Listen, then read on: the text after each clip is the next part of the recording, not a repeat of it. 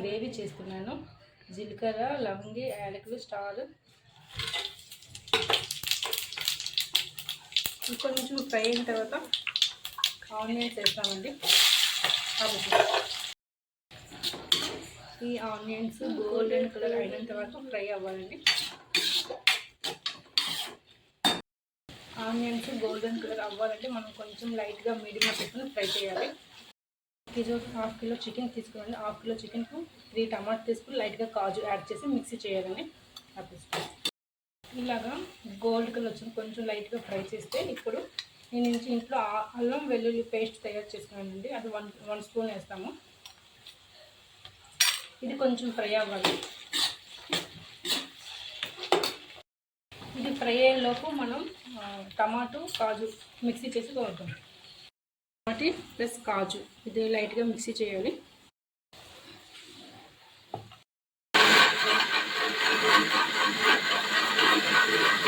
అల్లం వెల్లుల్లి ఫ్రై అయిపోయిందా ఇందులో టమాటా మిక్సీ కొట్టిన అది యాడ్ చేసుకోవాలి. ఇది కూడా లైట్గా తగ్గించి ఫ్రై అవ్వాలండి పూర్తిగా. ఇది ఇప్పుడు కొంచెం ఫ్రై అయింది కదండి. ఇప్పుడు ఇందులో 1 స్పూన్ సాల్ట్ వేస్తాము.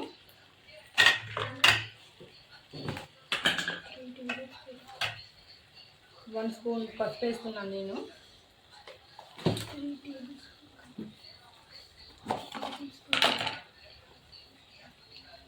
2 టేబుల్ స్పూన్ కారం వేస్తున్నానండి. మీకు ఎంత సరిపోతుందో, మా పిల్లలు కొంచెం లైట్గా తింటారు, సో వాళ్ళ కోసం లైట్గా వేస్తున్నాను. ఓకేనా? ఇది ఇలా దగ్గరికి బాగా గ్రేవీ, ఇది ఎంత అంటే పూర్తిగా ఫ్రై అవ్వాలి, లేకపోతే కొంచెం అదే పచ్చివాసన అలా వస్తుంది. సో దానికోసం పూర్తిగా ఫ్రై చేయాలండి. దీన్ని ఆన్ చేయదా చెప్పి చూడండి ఎంత బాగా ఎంత కలర్ వచ్చిందో. ఇలాగా కలర్ వచ్చిన పేస్ట్ని కలర్ చేసుకోవాలి. ఇప్పుడు దీనిలో ధనియాల పొడి కొంచెం, గరం మసాలా కొంచెం యాడ్ చేసుకోవాలి. గరం మసాలా చేసాను, ఇప్పుడు ధనియా వేస్తున్నాను. ఇది కూడా మళ్ళీ కొంచెం గ్రేవీ కొంచెం దగ్గరగా అయినంత వరకు ఇలానే పేస్ట్ని కొంచెం దగ్గరగా యాడ్ చేసుకోవాలి.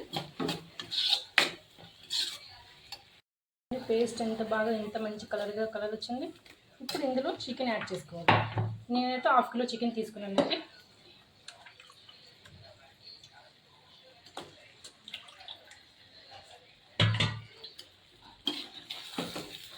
ఇలా ట్రై చేయండి, చాలా అంటే చాలా బాగుంటుంది.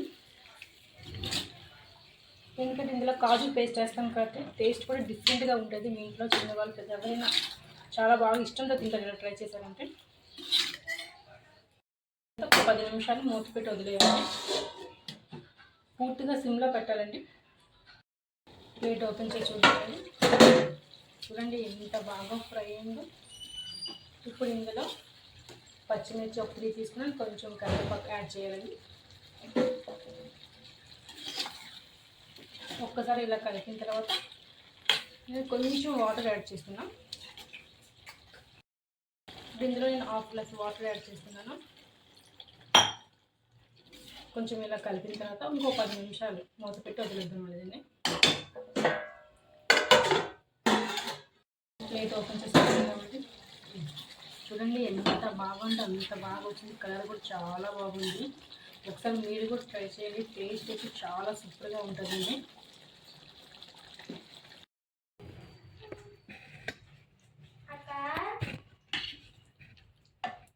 ఫేస్ పడుతున్నట్టు చూడు. లేదు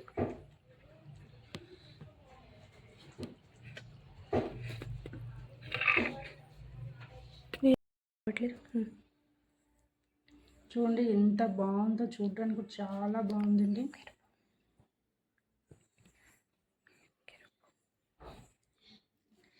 ఇంతకు నేను స్మూత్